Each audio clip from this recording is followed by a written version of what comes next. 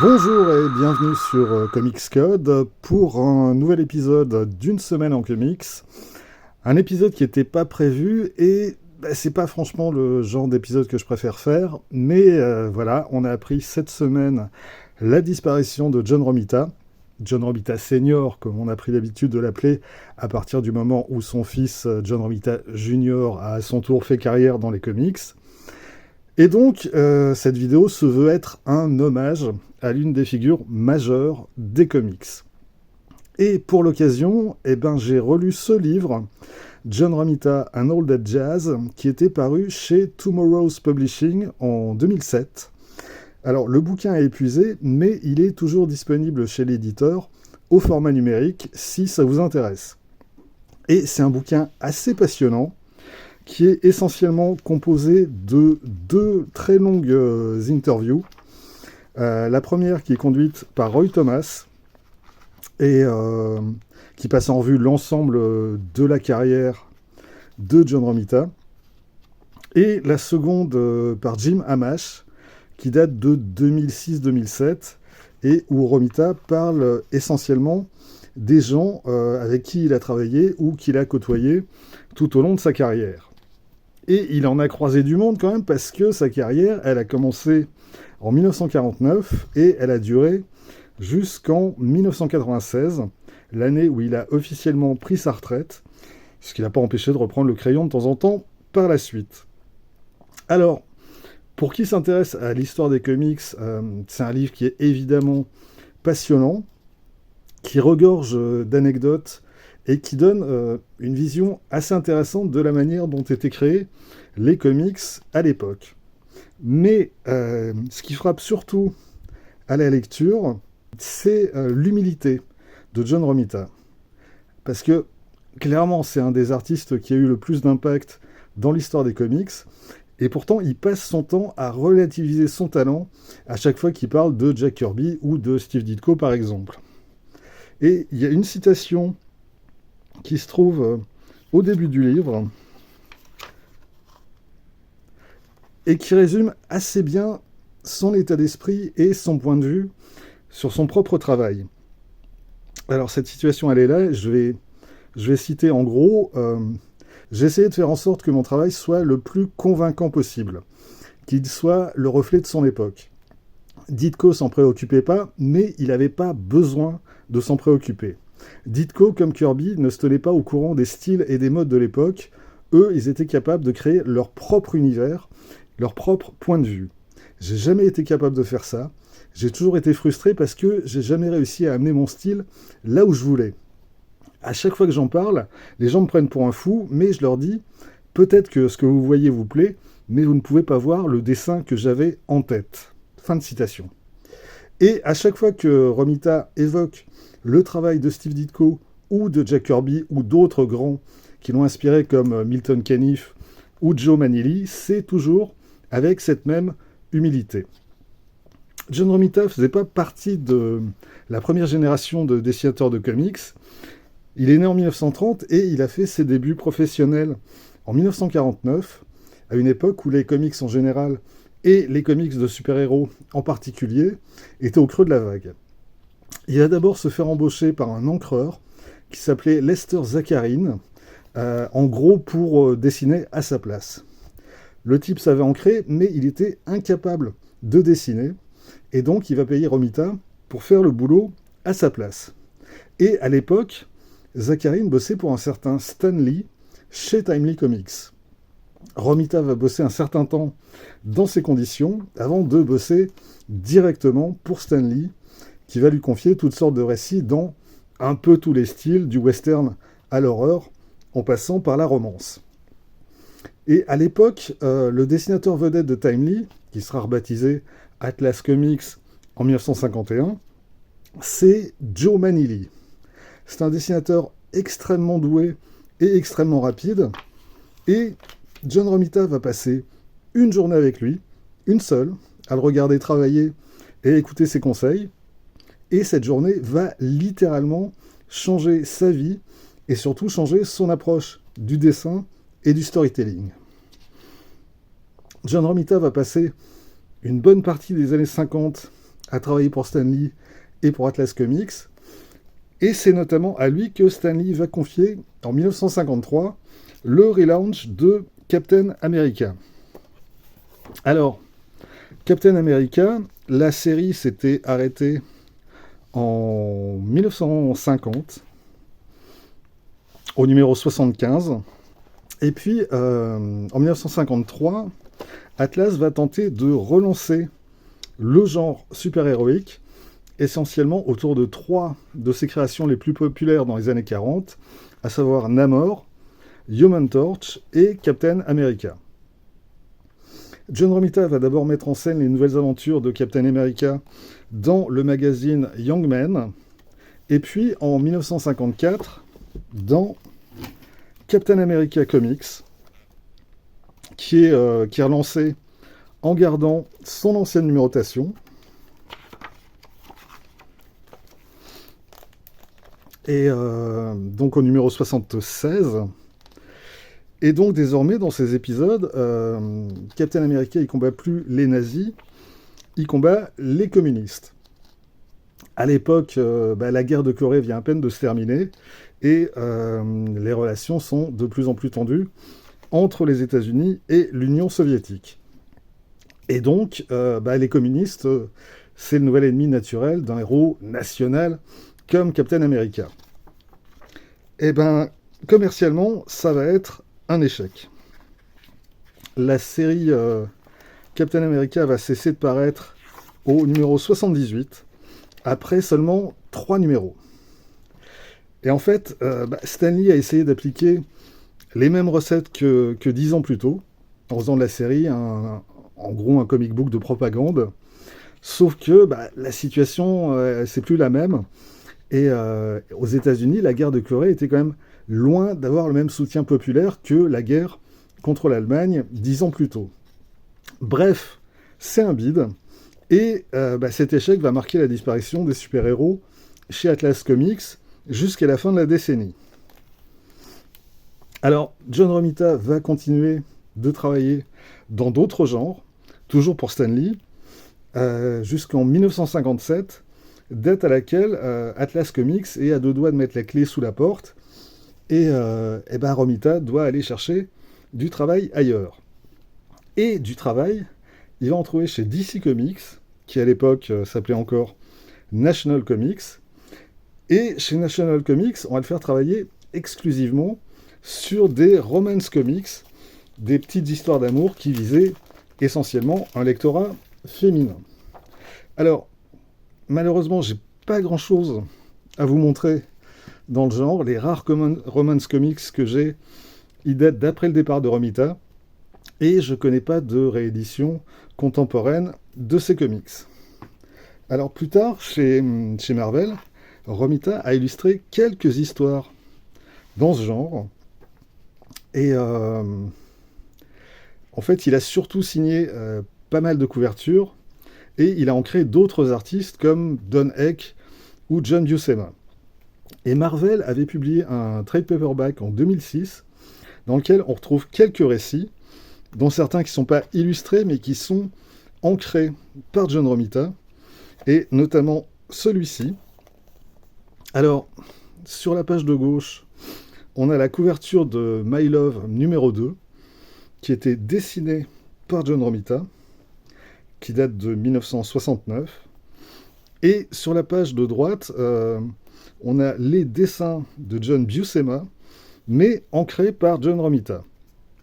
Et John Romita va passer 8 ans chez DC Comics à travailler exclusivement sur des romance comics. Et c'est là qu'il va affiner son style et qu'il va développer le côté glamour de ses personnages. Et une autre chose que ces comics vont lui apprendre, c'est à donner du mouvement à des scènes statiques. Alors évidemment, c'est pas dans ce genre de récit qu'il y a le plus d'action. Et donc, pour donner davantage de dynamisme à ses planches, il va utiliser tout un tas de techniques, qu'il s'agisse par exemple de varier le plus possible les positions de ses personnages, qui sont par exemple plutôt assis dans l'herbe que debout face à face, ou alors avec des corps penchés plutôt que raides comme la justice. Il va jouer avec les mouvements des cheveux, avec une écharpe, avec le vent qui donne du mouvement à un élément du décor. Enfin, tout un tas de petits trucs pour éviter que ces planches soient trop statiques et donc chiantes. Et c'est évidemment des choses qu'on va retrouver dans la suite de sa carrière et qui vont bien lui servir notamment sur Amazing Spider-Man pour toute la partie soap, entre guillemets, de la série. Donc, Romita va bosser 8 ans pour DC.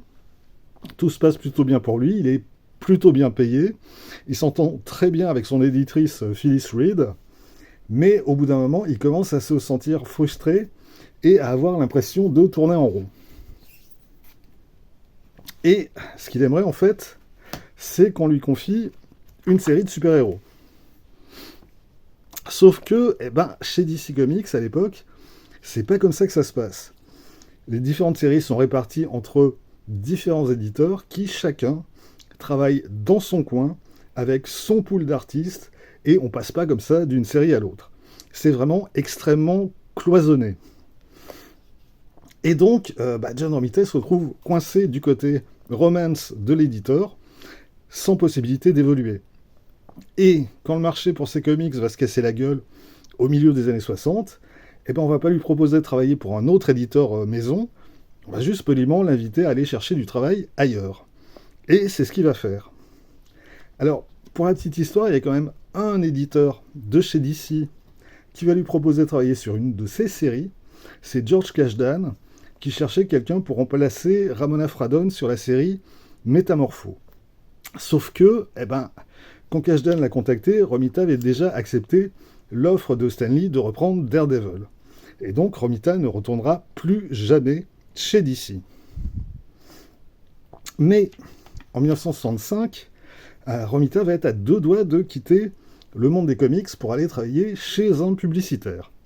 Et c'est donc son vieil ami qu'il avait viré 8 ans plus tôt, Stan Lee, qui va le rattraper in extremis en lui proposant de revenir chez Marvel et en lui offrant le même salaire que ce que lui proposait le publicitaire en question.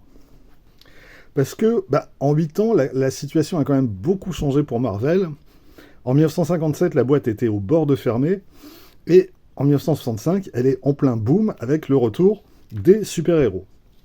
Et John Romita, il va accepter la proposition de Stan Lee et il va rejoindre Marvel. Dans un premier temps, il souhaitait travailler que comme encreur.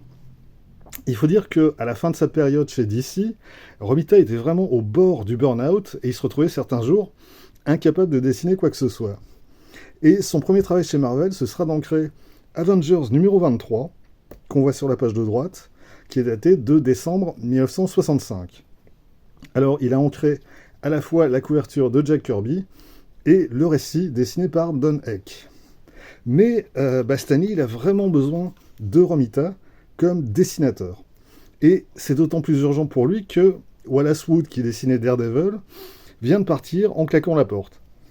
Et donc, Stan Lee va confier la série à Romita, qui l'accepte.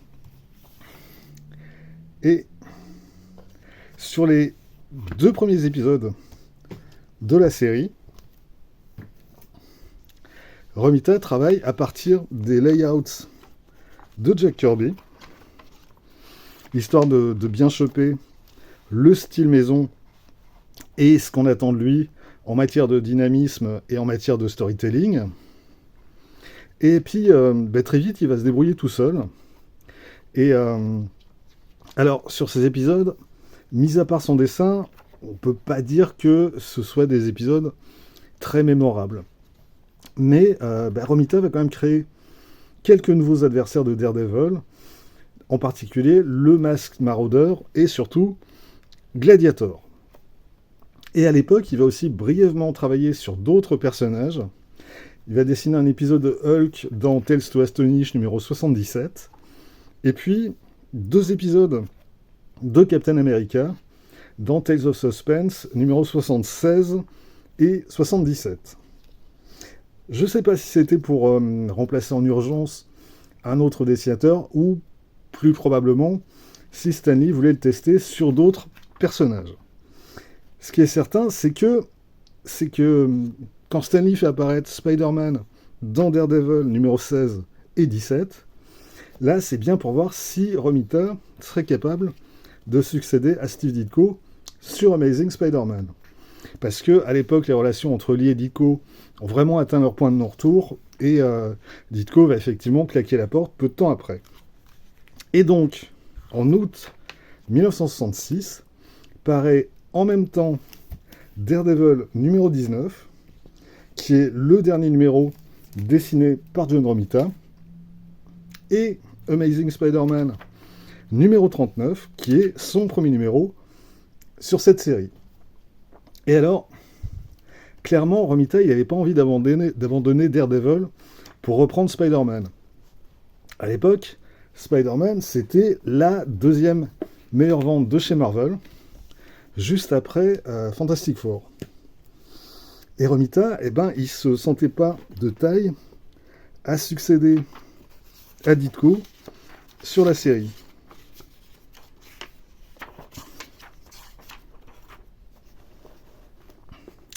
Et puis surtout, il était persuadé que Ditko allait changer d'avis et qu'il allait revenir assez vite sur la série. Évidemment, les choses ne se sont pas passées comme ça, et Romita va rester 7 ans sur le titre. Alors, pas toujours en tant que dessinateur, à certaines époques, il va seulement réaliser les layouts, à d'autres, il sera crédité comme encreur, parfois même il est présenté avec des titres fantaisistes comme Artist Emeritus ou Art Consolidator. Mais entre 1966 et 1973, il y a quand même assez peu d'épisodes d'Amazing Spider-Man où le nom de Romita apparaît pas sous une forme ou sous une autre. Et même à l'époque où Jerry Conway va succéder à Stan Lee au scénario de la série, dans les crédits, le nom de Romita apparaît avant celui de Conway. Ce qui, il me semble, à l'époque, c'est du jamais vu. Le nom du dessinateur avant celui du scénariste, je ne vois pas d'autres exemples. Mais ça dit à quel point il occupait une place essentielle et incontournable sur la série. Mais bien avant ça, sur ces premiers épisodes, donc, Romita va essayer de coller le plus possible au style de Ditko.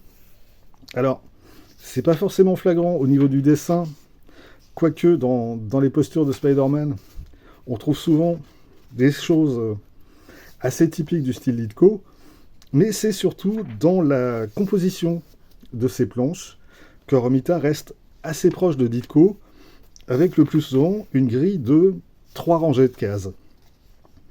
Par la suite, quand il se sentira enfin plus à l'aise sur le titre, il va opter pour un découpage assez différent, avec des planches qui comptent très rarement plus de 5 ou 6 cases maximum. Et puis, au fil des mois, John Romita va petit à petit apporter ses propres contributions à l'univers de Spider-Man, au moins du point de vue graphique. Déjà, dans ces 2 premiers épisodes, lui et Stan Lee vont mettre un terme au combat entre Spider-Man et le Green Goblin, qui s'était développé depuis un bon paquet d'épisodes. Romita va ensuite créer de nouveaux personnages, comme le Rhino dans le numéro 41, et c'est dans ce même numéro que Peter Parker s'achète une moto qu'il va utiliser pendant quelques années. Et ça, c'est quelque chose d'absolument impensable à l'époque de Ditko. À l'époque, Peter Parker, il roulait pas en moto, il prenait le bus. Ou encore mieux, il ratait le bus. Et puis, à la toute fin du numéro 42, c'est la toute première apparition de Mary Jane Watson. Alors, le personnage avait été créé par Stan Lee et Steve Ditko, sauf que pendant des mois et des mois, le personnage était évoqué sans arrêt, sans qu'on la voie jamais. Et c'est donc Romita qui va lui donner un visage, en s'inspirant d'une actrice qui était très populaire à l'époque, qui s'appelait Anne Margaret. Et à partir de là, la série va développer de plus en plus un côté soap opéra, avec un Peter Parker qui est entouré par, en gros, les 2 plus belles filles du monde, Gwen Stacy et Mary Jane Watson, avec Romita qui, lui, apporte à la série un côté glamour qu'elle n'avait pas jusque-là. Et John Romita va continuer de marquer la série de son empreinte, avec la création d'autres personnages dans Amazing numéro 46, c'est le Shocker. Dans le numéro 48, il va introduire un nouveau Vulture qui était censé succéder au précédent. Là encore, c'est un moyen de se démarquer du style de Ditko. Et puis, il y a évidemment le mythique numéro 50, avec cette image iconique où Peter Parker renonce à être Spider-Man. Alors, à l'origine, cette image, ça devait être la couverture du numéro. Et puis, en dernière minute, Stan Lee s'est dit que non, qu'il fallait la réserver pour l'intérieur, pour maximiser son effet. Et du coup, Romita, il a dû réaliser en catastrophe cette couverture. Et là, à nouveau, nouvelle image iconique du personnage et une des couvertures les plus marquantes de la série. Et puis alors, on continue le numéro 51. C'est la première apparition du Kingpin, personnage important s'il en est. Dans le numéro 53, Romita va relooker le Dr Octopus, histoire, encore une fois, de se démarquer du style de Steve Ditko. Dans le 56, on rencontre pour la première fois le père de Gwen, en haut à gauche, le capitaine George Stacy. Et puis, plus tard, on aura le Prowler, pour la création duquel c'est d'ailleurs son fils, John Romita Jr., qui est crédité. Ensuite, il va totalement relooker Black Widow dans Amazing numéro 86. Et puis, bien sûr, Romita ne sera pas totalement étranger à la mort du capitaine Stacy, puis de Gwen. Alors, je m'arrête là pour Amazing Spider-Man, sinon on en a pour des heures. Romita quitte la série en 1973, mais il n'a pas fini avec le personnage, puisque à partir de 1977, c'est lui qui va dessiner le comic strip, qui paraissait dans les journaux américains. Ça, c'est la première édition française chez Panini, qui date de 2007. Alors, c'est ressorti depuis dans un format qui est plus grand que ça, il me semble. Mais ça avait été publié en France au tout début des années 80, dans un programme télé. Il me semble que c'était dans Télépoche. J'ai de lointains souvenirs d'avoir lu ça chaque semaine à l'époque. Et donc, John Romita va travailler sur le strip pendant 3 ans, jusqu'en 1980, évidemment avec Stan Lee au scénario. Alors, il faut dire qu'il y avait eu un premier projet de comic strip Spider-Man quelques années plus tôt, en 1972. Stan Lee et John Romita avaient monté un projet, et à l'époque, Martin Goodman, qui était le boss historique de Marvel, avait cédé la place à son fils Chip, qui devait faire le relais avec la boîte qui allait proposer le strip en syndication aux journaux. Sauf que, un an plus tard, quand Chip Goodman s'est fait virer de chez Marvel, Stan Lee a retrouvé le projet sur lequel il avait travaillé avec Romita sur le bureau de Goodman. Non seulement il n'avait rien transmis, il avait même pas ouvert l'enveloppe. Ça s'appelle une belle occasion gâchée. Et alors, quelques années plus tôt, dans les années 50, Romita a failli dessiner un autre comic strip, et pas des moindres, c'était Flash Gordon. À l'époque, c'était Dan Barry qui dessinait la série, sauf que il avait de plus en plus d'engagement à gauche et à droite, et qu'il recherchait quelqu'un pour faire le boulot sur Flash Gordon à sa place. Ça a failli se faire, le projet était visiblement très avancé, et puis tout est tombé à l'eau à cause d'une grève qui a duré, et Romita a dû passer à autre chose. Et alors, même chose dans les années 70, où c'est Milton Caniff, le créateur de Terry et les Pirates, et surtout le héros de John Romita. Vraiment, c'est un artiste qui vénérait. Et donc, Caniff lui a proposé de reprendre sa série Steve Canyon. Romita a réalisé quelques essais, sauf que Caniff est tombé malade, et une fois encore, ça s'est pas fait. Alors, je referme la parenthèse des comic strips, et je reviens chez Marvel. Donc, le plus gros de son travail en tant que dessinateur régulier sur une série, c'était Amazing Spider-Man. À côté de ça, Romita a peu travaillé en tant que dessinateur régulier d'une série. Et il y a une tentative qui a plutôt mal tourné, c'est Fantastic Four. Là, je sors mon vieil exemplaire de chez Lug, très fatigué. Mais Fantastic Four, quand Kirby a quitté Marvel, Stan Lee a confié la série à John Romita. Après tout, ça avait bien marché avec Spider-Man quand Ditko était parti, donc pourquoi pas refaire la même chose. Donc, Romita va dessiner la série à partir du numéro 103, daté d'octobre 1970, et il va dessiner en tout et pour tout 4 épisodes. Je disais tout à l'heure à quel point il n'était pas à l'aise à l'époque quand il a dû succéder à Ditko sur Spider-Man. Alors, avec Fantastic Four, ça va être encore pire. Là, Romita est littéralement tétanisé. Et pendant 4 épisodes, il va faire du Kirby. Il va essayer d'imiter son style le plus possible. Mais clairement, on sent qu'il n'est pas du tout à l'aise sur ses planches. Et c'est finalement John Buscema qui va mettre fin à son supplice et qui va accepter de reprendre la série en main et qui va bien mieux s'en tirer que lui. Au passage, quand Kirby est parti chez DC Comics, John Romita était à 2 doigts de l'accompagner. En fait, le premier truc qu'a fait Kirby en quittant Marvel, c'est d'appeler John Romita pour lui demander de le rejoindre. Il lui a expliqué qu'il voulait davantage se consacrer au scénario qu'au dessin, et donc il voulait lui confier une des nouvelles séries qu'il prévoyait de lancer. D'après Romita, ça aurait été Mister Miracle.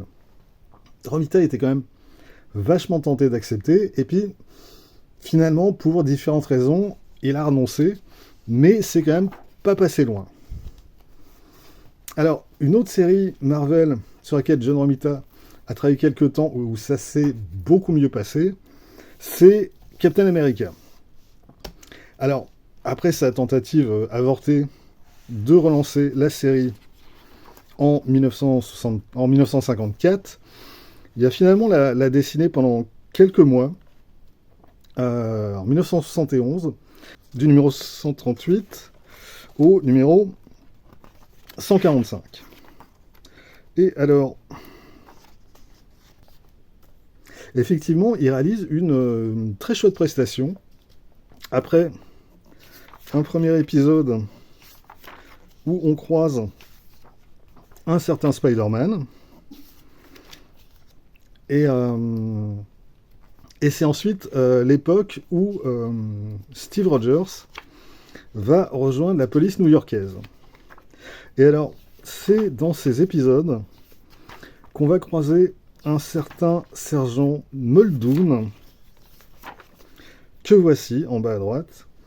Et le sergent Muldoon, c'est Jack Kirby, teint en roux. Et dans ces épisodes, face à Captain America, on va retrouver le Grey Gargoyle et ensuite Red Skull et l'Hydra. Et c'est donc aussi la période où Captain America partage l'affiche avec le Falcon, et on a des histoires où les tensions raciales aux États-Unis occupent une place très importante. On est là dans le prolongement du mouvement pour les droits civiques, on est 3 ans à peine après l'assassinat de Martin Luther King, et ça reste encore un sujet extrêmement sensible. Alors, tout le discours de Stan Lee dans ces épisodes sur ces questions peut apparaître quand même extrêmement naïf et caricatural, mais dans le cadre d'un comic book de super-héros, d'une série populaire et grand public, c'est quand même quelque chose de très novateur pour l'époque, qu'un comic book aborde ce genre de questions. Quoi qu'il en soit, la prestation de Romita est impeccable vraiment sur tous ces épisodes, et là aussi ça reste une période à découvrir ou à redécouvrir. Et alors, après 1973 et son départ d'Amazing Spider-Man, John Romita ne va plus travailler de manière régulière sur des séries. Et pourtant, il va continuer d'occuper une place centrale dans l'univers Marvel. À partir de juillet 1973, Stan Lee le nomme Art Director, qui est en fait un poste qu'il occupait déjà officieusement depuis au moins un an. Mais donc, à partir de là, son boulot va consister principalement à superviser l'ensemble de la production artistique chez Marvel. Et c'est à partir de là qu'il va donner naissance, au moins graphiquement, à quantité de personnages. On a quelques exemples sur ces pages, mais le look original de Luke Cage, qui était inspiré par les films de la Blaxploitation de l'époque, c'est Romita. Le costume de Wolverine, c'est John Romita. Le Punisher, avec son crâne emblématique sur le torse, c'est encore John Romita. Et Black Widow, ça, il l'avait relooké dans Amazing Spider-Man 86 en 1970. Et puis, il va en faire d'autres qui sont moins connus ou qui ont duré qu'un temps. Par exemple, ici, le costume de Namor, qu'il portait dans les années 70. Et puis, à côté de ça, Romita va énormément travailler sur l'image de Marvel en dehors des comics, sur des publicités, sur des posters, sur des t-shirts, sur des designs de jouets. C'est vraiment ces dessins qui vont être l'image de Marvel pour le grand public dans les années 70. Et puis il va aussi signer quantité de couvertures, il va retoucher encore plus de planches, il va aider les jeunes artistes à progresser et à développer leur style, ou alors il va corriger leurs conneries. C'est quelque chose qu'il fera jusque dans la première moitié des années 90. Même les planches de Rob Liefeld ou de Todd McFarlane sont passées, à l'époque, entre ses mains. Et pour Rob Liefeld, par exemple, Romita était systématiquement obligé de retoucher ses planches pour réduire la taille des membres des personnages qu'il dessinait, qui faisait toujours 2 fois trop long.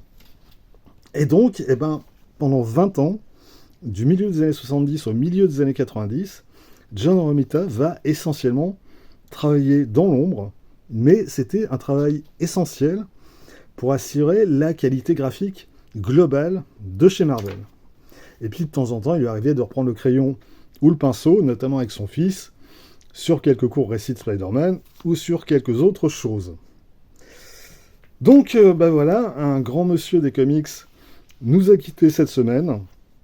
Et au moins, j'aurais pris plaisir à me replonger dans ses travaux pour préparer cette vidéo. Et j'espère que ça vous aura donné envie d'y jeter un œil, à vous aussi. Donc voilà, c'est tout pour aujourd'hui. Rendez-vous très vite pour la suite. D'ici là, vous pouvez vous abonner à cette chaîne, laisser un commentaire, partager cette vidéo sur les réseaux sociaux et surtout, lire des comics.